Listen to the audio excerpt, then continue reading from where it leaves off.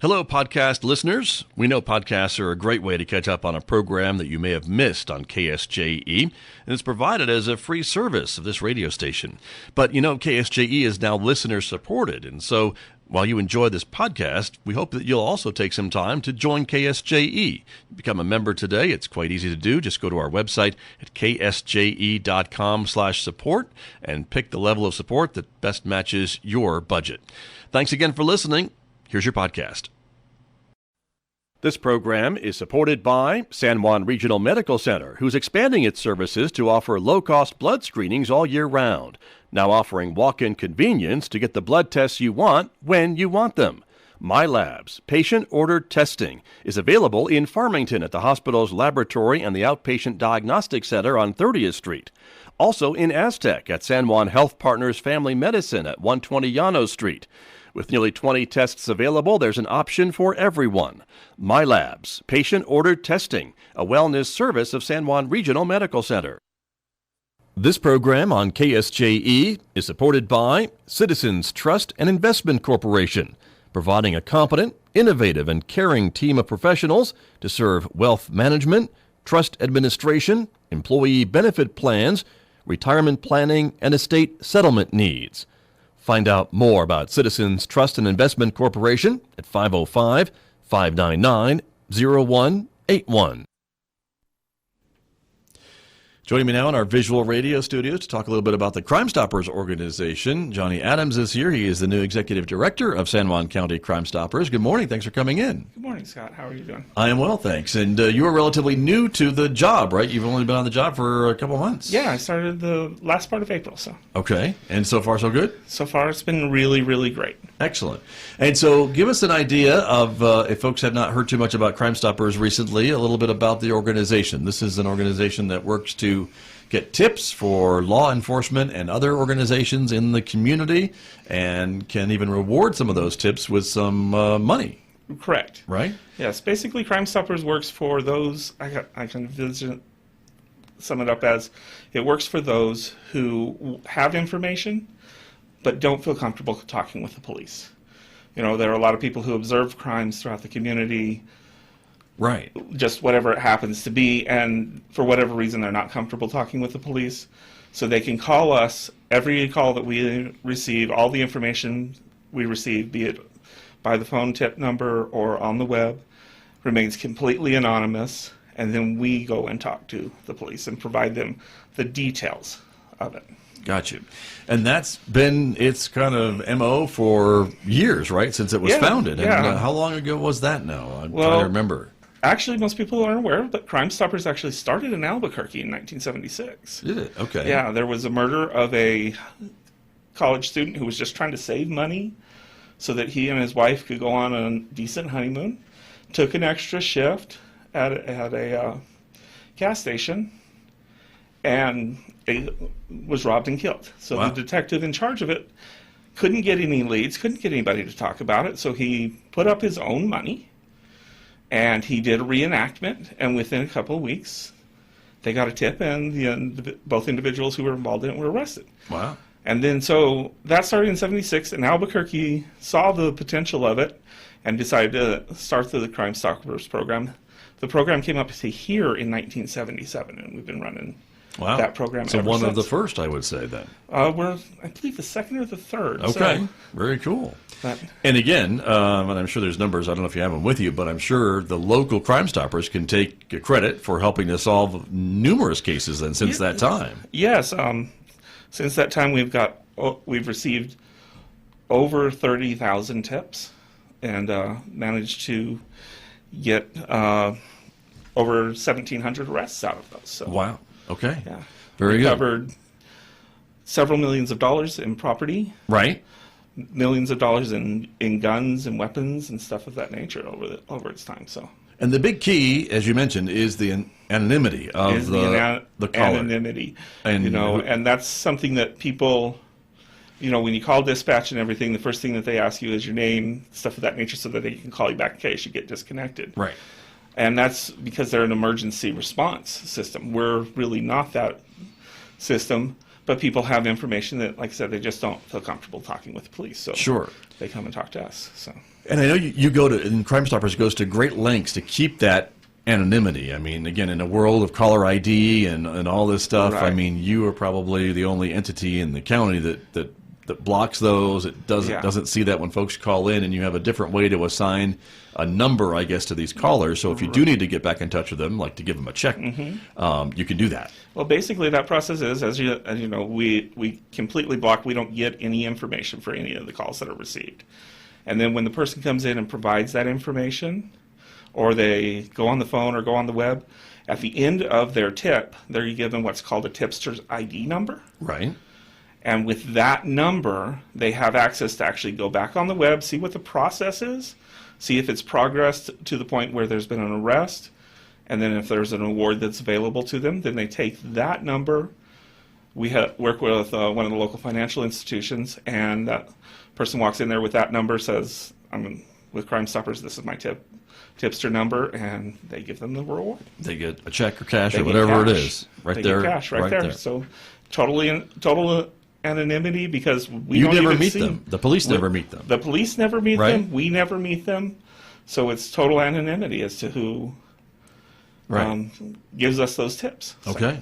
Well, and it seems to be a system that's working, as you mentioned, with all the cases that you've helped. Yes, it has worked very well. So That's great.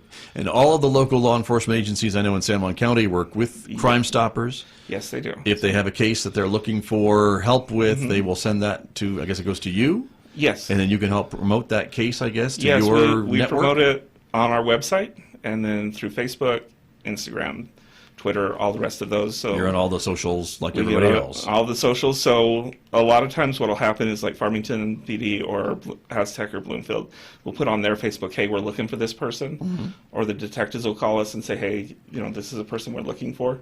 We'll put it on our stuff. And then San Juan County also shares our information. Good.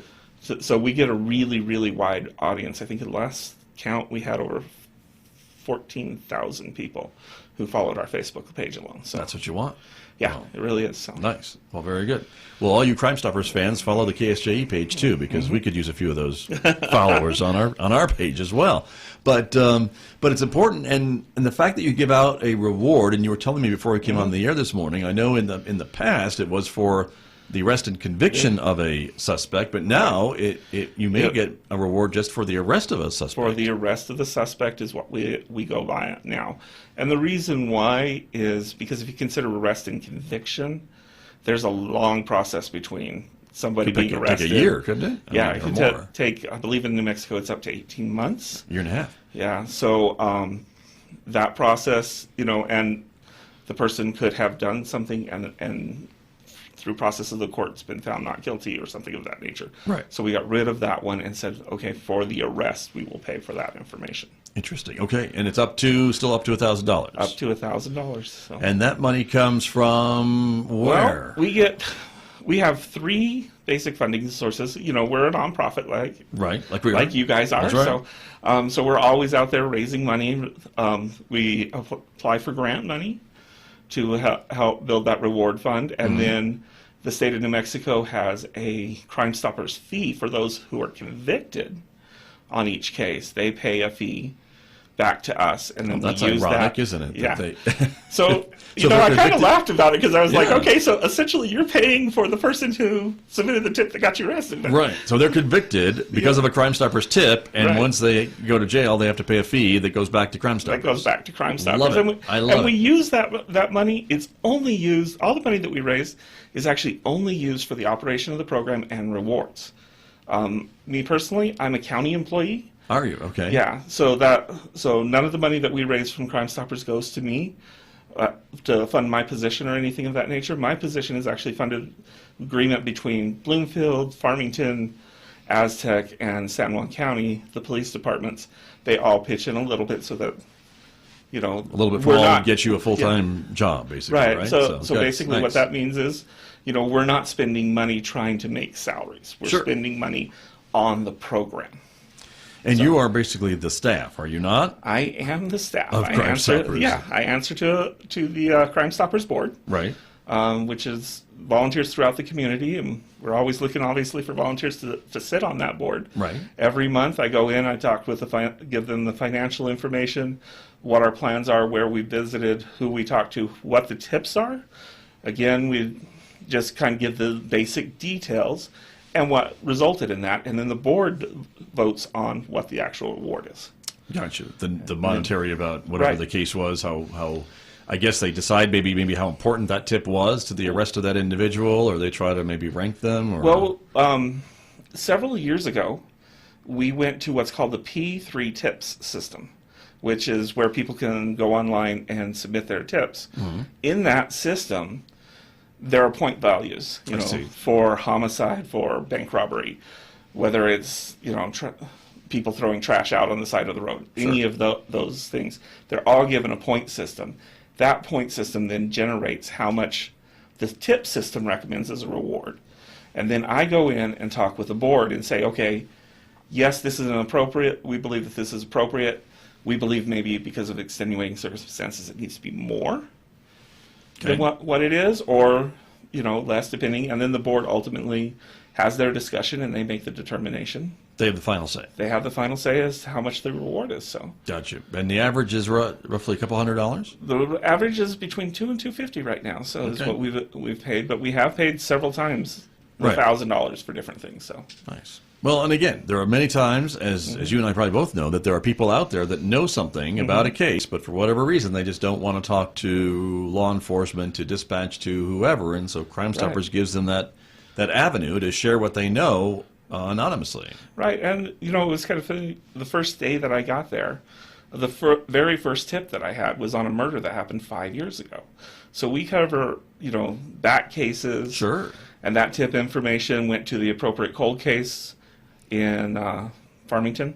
Right. For the appropriate detective to investigate that avenue. So even if you know something that happened a long time ago, and it's an unsolved case, we work on those too. So. Right. Okay.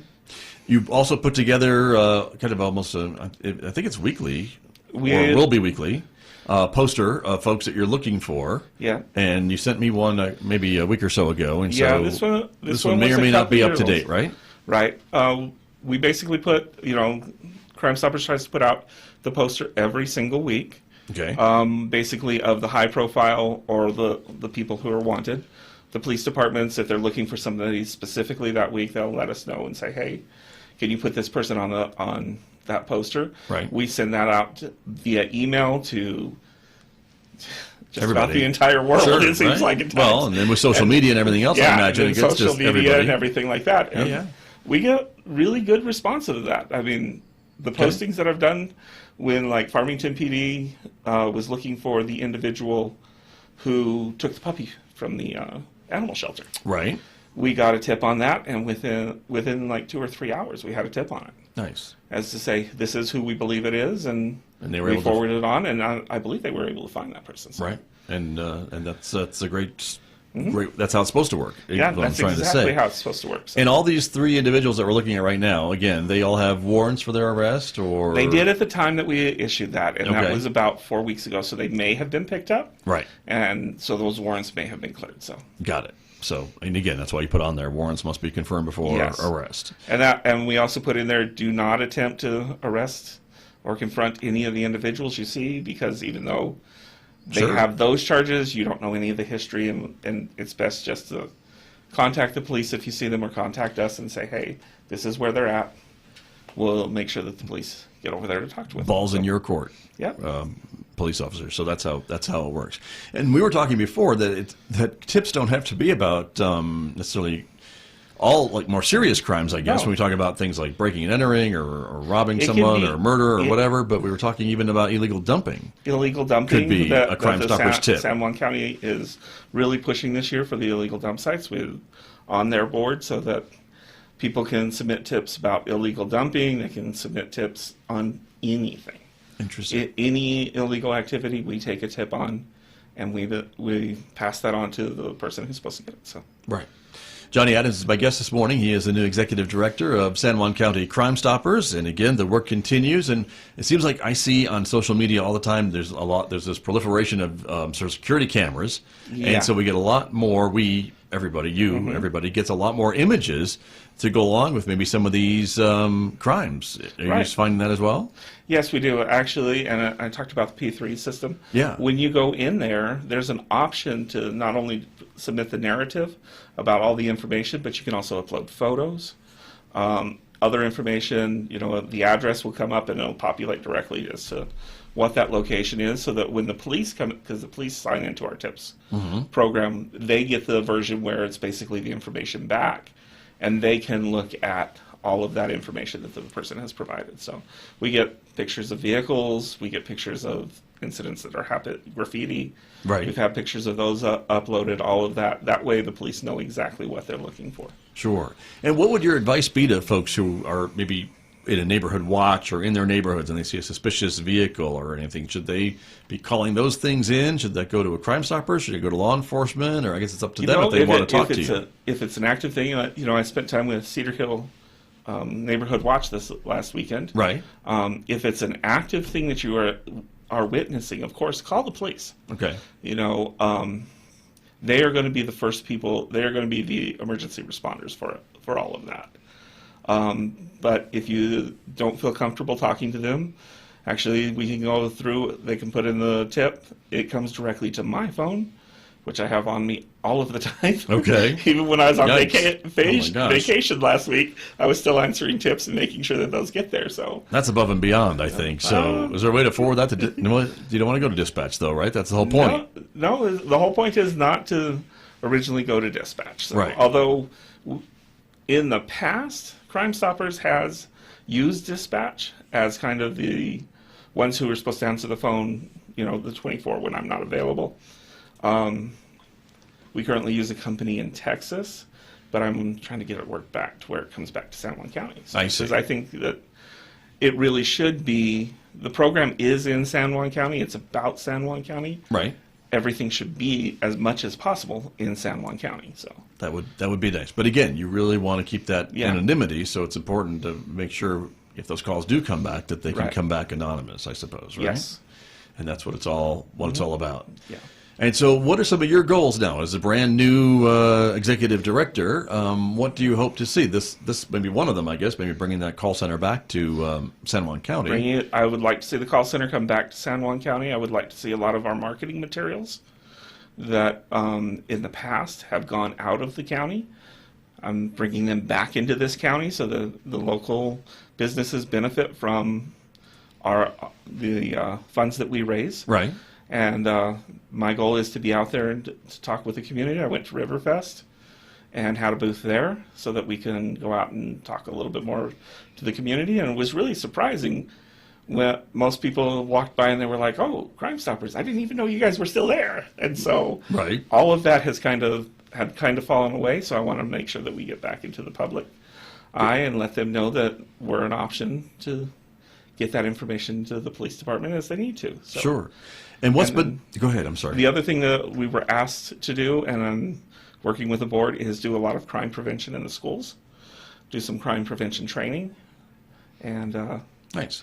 And would that come from you, or is there a national resource you get help from? We get help from the National Criminal Association. It is a national group. Yes, it is a national group. We also get help through Crime Stoppers USA, which is the national group. Sure. So we go do those training, and then we coordinate, and I may do the training or talk with police officers and try to coordinate to get them into those schools so that they can talk with. Right. And you mentioned that you have a board, and they are the ones that decide on the amount of the rewards that go out, and they're who hired you, I suppose, right? Yes. And oversee you and all of that. Are they a resource that you can call on to say, hey, we have a booth at Riverfest, can a couple of you folks come and sit down there with me from time to time? Yeah, we have our board members, if they have the opportunity to come and sit at the booth and talk with people. Nice. And then, just different things. They make sure that, like if I need chairs or whatever, they make sure that if we have that available, we get that Good. where it needs to be. So Yeah. Well, excellent. Well, that's a good thing they're very helpful as well. Sure. And we talk about your goals. And so is there anything else that you'd like to see happening? You mentioned getting into the schools and doing a bit more of that. I know you're making overtures to all the police departments and kind of reminding them of what Crime Stoppers can do for their cases and things like that. How's that been going? It's been going very, very well. Every agency that I've spoken to has been very receptive. We've been updating all of our contact information over the last couple of weeks to make sure that, again, we're getting the right tips to the right people in a good time that they can take action on them. So, and all the departments have been really, really nice and really, really helpful, really, really supportive. We have a long history here in the community, and we've shown that the Crime Stoppers program really does help.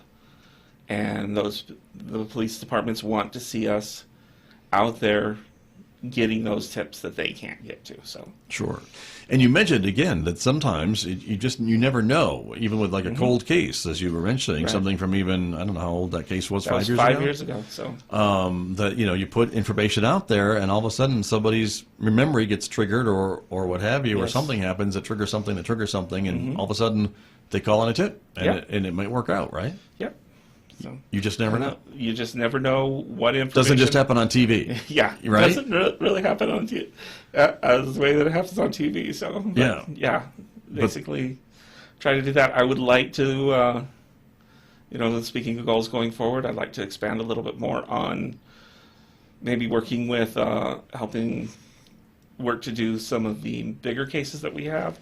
If there's not leads or anything like that. Work with the new studio that's coming up here, the movie studio. Film studio, right? The sound stage, right? That the county is gotten use funding that for. as a resource to say, okay, can you guys make a small production of a reenactment, stuff of that nature? And those are just some long-term goals that we're working towards. So sure. Okay. I think that would be something that the community would really, really like to see, and I think it would really help our community and give those individuals an opportunity to practice their skills. Well, sure. And the other side of this conversation, I think, has to be about the crime victims, right? And to have been a victim of crime and to not have a arrest or a conviction going on, and then all of a sudden maybe a tip comes in and finally there's maybe some closure. There's some closure that maybe they've been wanting to get for a long time. So that could be very helpful too for those families, I'm sure, and those individuals. So it's great. Well, congratulations, and it sounds like you're doing great things, and we'll be hearing more from San Juan County Crime Stoppers, it sounds like. Definitely, you will be hearing more. So wonderful. Right. Once again, the phone number, and again, I can't believe I didn't give the Crime Stoppers phone number. For the tips is... If somebody has a tip, right? 334-TIPS, which is 334-8277. Okay. They can also submit online. Go to p3tips.com. And it'll walk you through to make sure that it gets to where it needs to be. And then, actually, I've even had people come to my office. Okay. So, and my office is at 4750 East Main, where the Water Commission is and stuff of that nature. Okay. It's kind of midway between Farmington and Aztec. Is that a good way to describe it? Just kind of before you drop off and head off to Farmington Lake, we're off to the left right there. On the north side of the highway. On the north side of the highway, yeah. And I've had people come in and talk to me about different things, and if I can help them, I can help them. Very good. Well, great. It's a great resource. It's got a great history here in the community, and I think it's great that you're behind the scenes now and moving things forward, and with the board support, that's really important as well. Yes, the board is the ones who really do help support and guide. There's a wide range of experience and skill on that board, so if I don't know an answer, they can generally point me in the right direction. So. Well, that's always good. So that's great. Well, Johnny, thanks for coming in this morning. Come back anytime. Keep us informed of how things are going. It sounds good. Thank you, Scott. All right. You're very welcome. That's Johnny Adams, everyone, the new Executive Director of San Juan County Crime Stoppers, my guest here on KSJE. This program on KSJE is supported by Citizens Trust and Investment Corporation, providing a competent, innovative, and caring team of professionals to serve wealth management, trust administration, employee benefit plans, retirement planning, and estate settlement needs. Find out more about Citizens Trust and Investment Corporation at 505-599-0181. KSJE is supported by San Juan Regional Medical Center, your community hospital with a rich heritage that dates back to before New Mexico was a state. We've been improving the health of the Four Corners since 1910. As a nonprofit hospital, San Juan Regional Medical Center is a values-driven organization. We strive to deliver on our mission to personalize health care and create vitality and enthusiasm in healing. We are here for you when you need us, offering a comprehensive range of inpatient, outpatient, and emergency care services. Did you enjoy that podcast? We hope that you did, and if you did, share it with your friends. And if you really want to keep podcasts like this coming, please support KSJE. You can do it easily online at ksje.com.